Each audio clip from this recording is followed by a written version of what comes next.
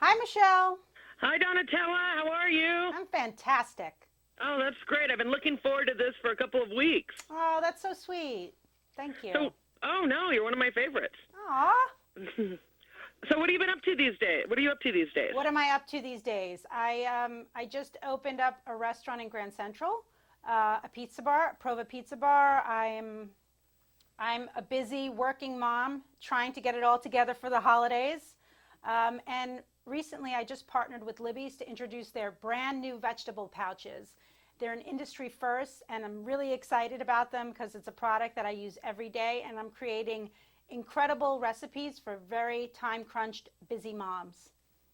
What is it? What are in the Libby pouches? So they come in 5 family favorites: sweet peas, cut green beans, sliced carrots, whole kernel sweet corn, and mixed vegetables. And I've created so many fun recipes if you go to getbacktothetable.com. And today I have a few here that I could talk about and show you. And I promise you, you can make them in under 5 minutes.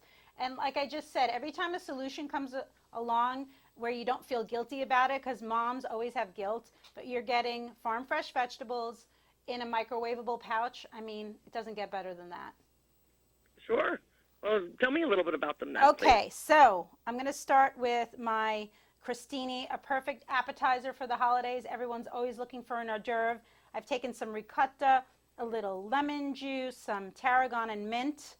I add it to a little sliced country toasted bread, and then I take my Libby's sweet peas, I mash them up, and actually everyone always says, how do you get your child to eat vegetables? If you make them part of the process, I make him mash peas instead of mash my furniture. I add it, a little fresh tarragon and mint, and they're the perfect light appetizer, and they're really delicious. Well, that sounds good and good for you too. And they look pretty, don't they? I think they do. We eat with our eyes first. Remember, that's what I learned as an Iron Chef judge. Now, can you tell me a little bit about your culinary background? Sure. I started as a lawyer. That was part of my culinary background. I practiced for 3 months. I opened my first restaurant about 15 years ago. And after my third restaurant, I went to culinary school, French Culinary Institute. I grew up in a food obsessed family, so I grew up cooking. I spent my summers in Italy with about 10 amazing cooks. My mom is one of 10.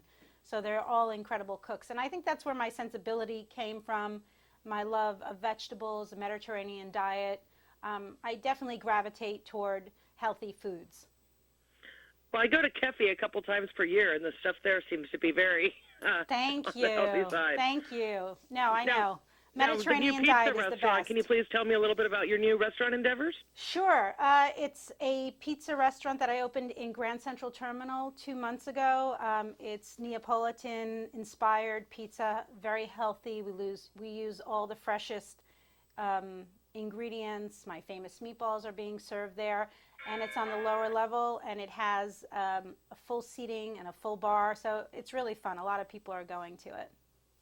Now, you seem to be a common fixture as a judge on the Food Network. What makes you such a favorite for people? I think that people identify that I'm fair, but I'm firm. I have definite opinions. I don't sugarcoat it. You know, when I create a recipe, I like it to be balanced, and I look at whether it's well executed. And I like to teach people now as a mom that you can do it too. One of my other favorite recipes that I just created for the holidays is the mixed veggie fried rice. And I always tell people, use a lot of fresh herbs and spices. They really awaken, and you don't have to add a lot of fat. So this is just white rice, Libby's mixed vegetable pouches, soy sauce, fresh ginger, fresh scallions, a little sesame oil, and you can whip it up in 5 minutes. It's a great side. Or if you have any leftovers from holidays of some chicken or turkey, you can add it in. It's a perfect mealtime or even after school snack for your hungry kid. Oh, that sounds good. Yeah. What are some of your what are some holiday traditions that you celebrate with your family? Well, I'm cooking all the time, but I'm very big on the kids' table. I create a lot of crafts and crackers. I mean, everyone loves to come to my home because I remember when I was a child, I was at the dreaded kids' table, but now the kids' table in my home is like the place to be. So, and also we go around. I also make the children feel special. I get these great little plastic champagne cups, and I give them sparkling apple cider, and we all give toasts around the table, and we all give a specific what we're thankful for every year, and the kids are a part of it. So it's a lot of fun. There's definitely a lot of food, though. A little too much food in the Arpaia household. I think in most households. Yes. But especially during the holidays, people want to actually spend time with their company and their family and friends and not necessarily be in the kitchen all the time. No, it's true. That's why, actually, as I get older, I do more of these holidays. In the beginning, I was spending too much time in the kitchen. And now I look for solutions to help me. And, as a chef, the more organized you are, I know it's boring, but the more organized you are, the more you plan ahead, the day of, you can actually really enjoy yourself. So how can we save time preparing our holiday meal without skimping on taste? Fresh herbs, spices, preparation, and variety. And the reason why I'm excited to be with Libby's is because it's a product that helps me achieve that.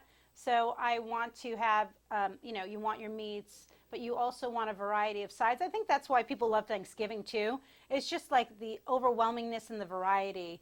Even, obviously, you're not going to eat everything, but to just have to be able to sample different types of thing is great. And the vegetables, I think people love the sides more than the main at Thanksgiving too. Well, what are some of your favorite ideas for perfect sides? Sure, I created a wonderful, at getbacktothetable.com, there's a lot of Thanksgiving recipes. Sliced carrots with gingerbread crunch. What else? Oh my gosh. Oh, I have an incredible blood orange and green bean salad with a blood orange vinaigrette. I like to make fresh vinaigrettes. Always trying to incorporate in-season ingredients like blood orange right now, which is so pretty and easy. I like a lot of acid. I think chefs love acid all the time, acid and salt. And fresh herbs, we're constantly playing with that because it really wakes up the palate. It sounds yummy already. What advice would you give someone who wanted to enter into a culinary career, especially as someone like you who's done a career switch, even though food was always a big part of it? I think today the culinary world, in the advent of the Food Network, has become a place where there's so many different mediums you can go into with food. But I do recommend, if you want to open a restaurant, I would recommend interning a week or two in the restaurant just to get real insight as to what it's like. I think people have a perception of what it's like, and the reality is different. And it's not bad. You just have to make sure that it's cliche, make sure you love what you do, because the food industry is one of the hardest in the world. It's one of the most competitive in the world, and you better love it, otherwise you're not gonna succeed. Now, where can people find you and more information about you? My website, DonatellaArpaia.com, and also getbacktothetable.com. Is there anything else you'd like to add? Happy holidays. Eat your vegetables. And let's get people to eat more veggies this holiday season. Eat more vegetables, yes. We have to be healthy. We have to be healthy. And my husband's a heart surgeon, so I think as you get older, you think about these things, and the holidays come along, and all of a sudden you're 5 pounds up on the scale. And I just think that people don't want to eat healthy because they think of vegetables as an afterthought, and they make it boring.